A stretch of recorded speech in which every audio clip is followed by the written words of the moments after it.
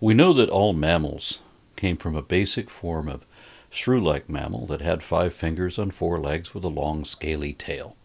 We're talking about a primitive form that still laid eggs, so looking like a warm-blooded lizard with fur. And similarly, we know that terrestrial amniotes, including mammals as well as reptiles, all began with something that looks like a lizard, but technically wasn't really a lizard, and that form began with something that looks like a salamander, but that technically wasn't really a salamander. True salamanders only exist in amphibia, which is a sister clade to amniotes not ancestral to them. If something like a salamander developed a dry keratinized skin with nodules or scales and claws, and if it laid its eggs on land or could give birth live like lizards do, then we would probably call it a lizard because it looks like a typical lizard. A cold-blooded amniote with 5 fingers on 4 legs with a long tail. Not all lizards look exactly like all of that, but most of them do. Earlier episodes in this series showed the emergence of reptiliomorphs and their divergence from the lineage that would lead to modern amphibians. We also talked about their subsequent diversification into anapsid parareptiles and true reptiles, diapsids, as distinguished from synapsids, which are another group that had already gone off on their own and eventually led to mammals, among other things that you've probably never heard of because they're all extinct now, except for the one lineage that led to all the mammals. Then we looked at the most basic branches of the reptile family tree, referring mostly to groups that are now entirely extinct. When we're talking about all the reptiles that are still alive today, then the deepest fork in that family tree is between lepidosaurs and archosaurs, or rather archosauria, where we have archosaurs on one side, which we haven't talked about yet, and turtles, which we already covered in an earlier video. In an earlier playlist, we covered the lepidosaur side with the evolution of snakes, which necessarily meant that I include lizards as well.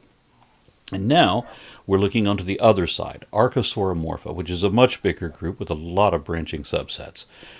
In the previous episode, we looked at one of them, tethysauropsids, marine reptiles like plesiosaurs, pliosaurs, thalattosaurs, and ichthyosaurs. At this point, we're still not quite into archosauria, but we're going to look at some of the intermediate groups to get there. Now, some people like to pretend as if there are no transitional species in the fossil record, but if those people knew what a transitional species really is, then they'd know that the fossil record is chock-a-block full of intermediates. For example, stem groups like Enigmastropheus. What you would expect of a stem form leading to archosauriforms, but that is basal to them, being so much older than them that they're still closely related to stem lepidosaurs, is that we would start with something that is, again, superficially lizard-like, just like true lepidosaurs were, and just like tethysauropsids were when they started out. Looking at it from the outside, you might think that Enigmastropheus was a lizard, although skeletal features, particularly in their vertebrae, show that they're more closely allied with archosaurs. Likewise, Proterosaurus is called that because it looks like a lizard and was once thought to be ancestral to lizards, which again is expected for something that lived before lizards and was so closely related to the ancestors of lizards, but is actually basal to archosaurs. Enigmastropheus and Protosaurus are just 2 isolated species on the periphery with no other members of their families yet known. Yet all the groups we're talking about today have been regarded as proterosaurs paraphyletically because all of them are in some sense transitional intermediates between the colloquial notion of a lizard and archosaurs, which are typically represented by crocodilians. You would not refer to a crocodile as a lizard, but you might think of a lot of the intermediate groups as lizards, and scientists have traditionally considered all of these to be proterosaurs rather than calling them proto-archosaurs. Tenisauria is a clade consisting of another isolated species closely related to 2 other tenosaurian subclades, but just outside of them. All of these hailing from the late Permian into the Triassic period. So these are among the few lineages to survive the Great Dying, the worst mass extinction event in the history of vertebrate paleontology. And fossils from this point are rare indeed, but from the aftermath of that event, we see a flowering of new forms.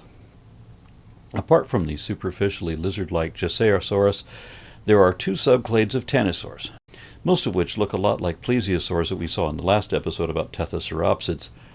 Of particular note is Tanystropheus, whose neck was longer than the whole rest of its body, with just 13 stretched out vertebrae. Of course, the most obvious difference between these and plesiosaurs is that instead of developing flippers, these guys still had the asymmetric toes that lizards do. Not all of them live in the water. Not all of them are so lizard-like. Look at the Charovipterids, consisting of Charovipteryx and Ozymex, both of which are arboreal gliders, but of a strange sort. They could be the ancestors of pterosaurs, were it not that their wings are not on their forelimbs. Instead, the flight membrane is on their legs, between their legs and their tail. That's not a very intelligent design. It must have been awkward both in the air and trying to walk around. And all of the other species that we mentioned so far in this video were thought to be lizards or ancestral to lizards, partly because of the length of the third or fourth toes, just like lizards' feet. Most lizards have feet like this. The tuatara does too, and they're rhynchocephalians, a sister clade of lizards making up the other half of lepidosaurs. But Proterosaurus is older than that, 20 million years older than the earliest known true lizard. So this trait of unequal length toes apparently began with a common ancestor, not just of lepidosaurs, but of archosaurs too. Did you ever notice that lizards have this weird thing where their middle toes are longer than all the rest? Salamanders don't have that. Their toes are usually all the same length. But neodiapsids went another way because it enabled them to move more quickly, at least in short bursts. This is a terrestrial adaptation because of the way they walk and because their legs evolved from fins on their sides. And primitive groups maintain that splayed posture, but certain other groups adapted their legs to better support their body weight, especially the ones that got bigger and heavier and had to carry themselves long distances without relying on buoyancy in the water. Weird as that is, that all changes when you get into the next subclass, Crocopoda, which is where their toes at least start to even out to the same length, at least momentarily, or at least on one side of the family. Because, some of the subgroups eventually do their own weird thing again, but just not the same weird thing that lizards and their close ancestors did. As usual, we have a choice of two paths, and we're going to look at both, starting with archosauria. These were herbivorous, and they don't look like lizards anymore. Look at Molarasaurus. They look more like dinosaurs. They're not, but they look the part. A lot of lizards have oversized back legs, but these guys put them to use. Doesn't Azendosaurus look like it's on its way to becoming a sauropod? It wasn't very big. It was only about the size of a dog, but it looked the part. And Shringosaurus is especially odd. It's like a reptilian buffalo. It looks a lot like that horned iguana from the 1960s Lost World. In fact, there's an interesting trend that you might notice on your own as we continue. The way that these terrible old movies tried to depict dinosaurs by taking, oversized lizards and underdeveloped alligators and putting costume prosthetics on them really is how some of these proto-archosaurs looked. I know they were meant to represent dinosaurs, but it doesn't represent dinosaurs. It does represent these proterosaurs. Now, look at Pomellaria, the front half of a dinosaur, back half of a lizard. Now, technically, it's neither one, but it looks like a mix of both. And these are from the late Triassic period. They were true lizards around then, and even the earliest dinosaurs, too. But remember that what we're looking at now are like cousins to both of those groups. These were intermediate forms, literally the meaning of transitional species, coming from the basis of lizards and leading eventually to what will become the basis of crocodilians and then dinosaurs. There are two other clades to look at here. Moving to Trilophosauridae, the namesake species, Trilophosaurus, retains very lizard-like features. Look at the length of the third and fourth toes, just like lizards have. And these looked a bit like long-necked iguanas, though a bit bigger.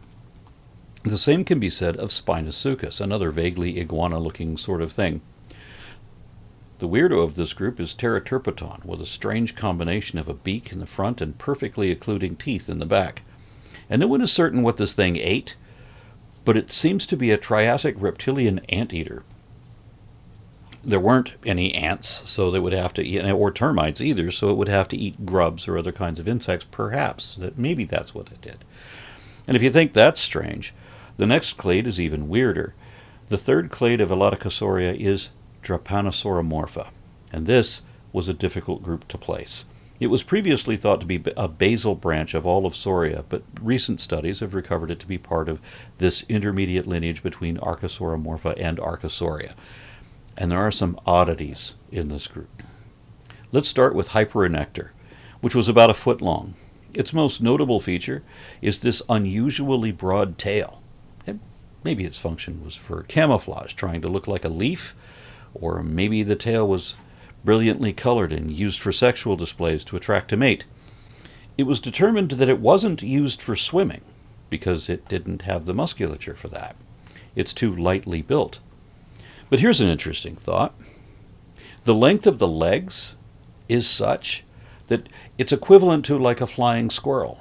So if there was a membrane of skin between its front and back legs, this would be able to glide from tree to tree, in which case that broad but lightly built tail would have been an excellent rudder. Thus, this delicate reptile might have been the Triassic equivalent of a flying squirrel. We've already had another one, Charopteryx, that was flying around like that. Why not more? The next genus could not fly, but Disney thought that it could. And Disney depicted it as though it did. And I suppose there's no point in complaining that they had a Triassic pseudo-lizard hanging out with Cretaceous dinosaurs, if they portrayed it like a butterfly. Weigh your options. But Longosquama could not fly. It had a single row of extremely long dorsal spines, essentially elongated scales, whose only possible function would have been in sexual displays. In which case, these otherwise awkward affectations would only grow out for the mating season and be shed afterwards. However, some people ignored the fact that there are raised edges on both sides of these structures to pretend as if they're feathers.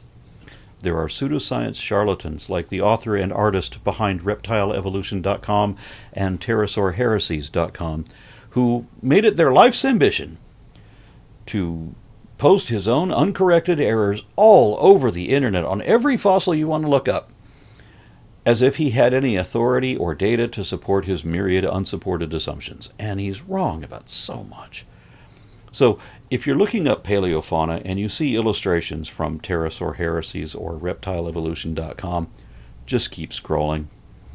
There is more unsupported and thus indefensible speculation there than actual data, and there's no real science there at all. Longosquama's closest relative is the similarly festooned Mirasaura, whose name means wonderful reptile. And looking at a fossil like this, it's frustrating that it's like looking at fossils of butterfly wings and suspecting that they are probably beautiful designs there, but not knowing what they are, never being able to see them. Viasaurus is another fine example of a transitional species, in this case intermediate between basal generalized proterosaurs and the collective specializations of Drepanosaurs. And these were a unique type.